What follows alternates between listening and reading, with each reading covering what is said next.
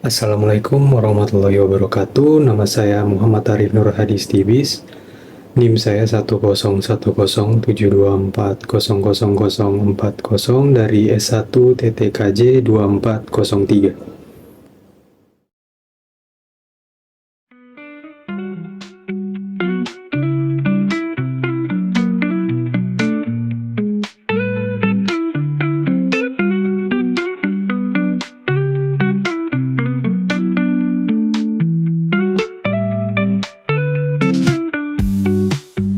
Sementara itu pelaksanaan sholat Idul Fitri di Kabupaten Karangasem, Bali dan di kota Mobagu, Sulawesi Utara pagi tadi berjalan dengan lancar. Idul Fitri pun menjadi momen merayakan toleransi antar umat beragama yang terlibat menjaga kehusyuan jalannya sholat. Umat Islam di Kabupaten Karangasem, Bali melaksanakan Masyarakat majemuk terdiri dari beragam suku, agama, dan budaya, sehingga toleransi menjadi kunci keharmonisan. Karena tanpa adanya toleransi, perbedaan akan dianggap sebagai rintangan dan tantangan yang dapat menghambat kemajuan kita semua. Agama memiliki peran penting dalam menanamkan nilai kedamaian, kasih sayang, dan saling menghormati. Nah, toleransi bukan menyamakan semua keyakinan, melainkan menghargai perbedaan tanpa memaksakan pandangan sendiri. Apa maksudnya? Jadi kita bukan berarti memaksa agama lain untuk meyakini agama kita.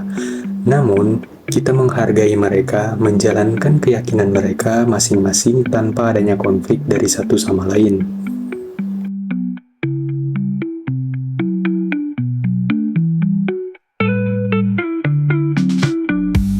Ada pula pengertian toleransi. Etimologi dari bahasa Latin tolerare yang berarti menahan diri.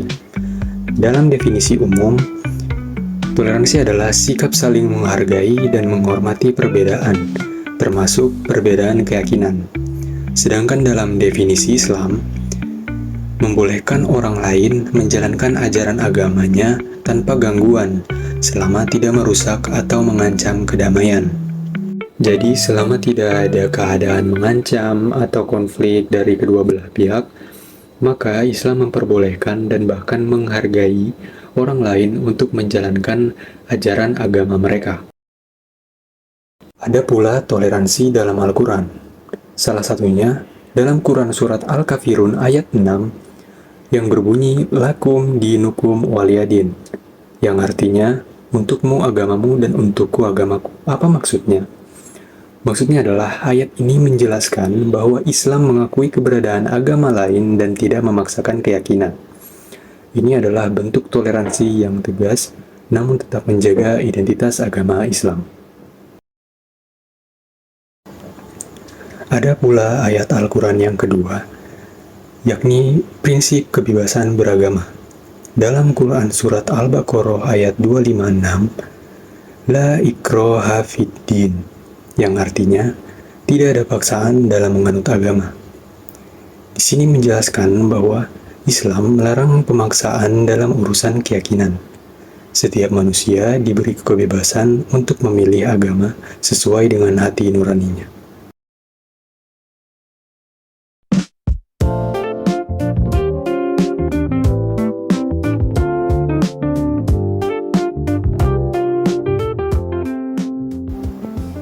Ada pula hadis tentang toleransi yang berbunyi ala man dzalama muahidan au taqasahu au kallafahu fauqa taqatihi au akhadha minhu syai'an bighairi tibi nafsin fa ana hajijuhu yaumal qiyamah, yang artinya ketahuilah bahwa siapa yang menzolimi seorang muahid, non-muslim yang berkomitmen untuk hidup damai dengan umat muslim, merendahkannya, membebaninya di atas kemampuannya, atau mengambil sesuatu darinya tanpa keridhaan dirinya, maka saya adalah lawan bertikainya pada hari kiamat. Hadis riwayat Imam Abu Daud. Dalam hadis ini, Nabi Muhammad menekankan untuk menentang orang-orang yang menzolimi para non-muslim yang siap berkomitmen untuk hidup berdampingan dengan umat muslim.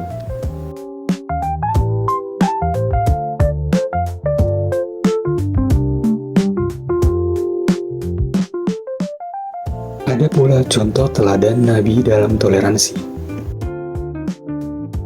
Yang pertama, Perjanjian Hudaibiyah. Dalam Perjanjian Hudaibiyah, Nabi menghormati perjanjian meski terasa merugikan umat muslim, hanya untuk menjaga perdamaian jangka panjang. Ada pula Piagam Madinah.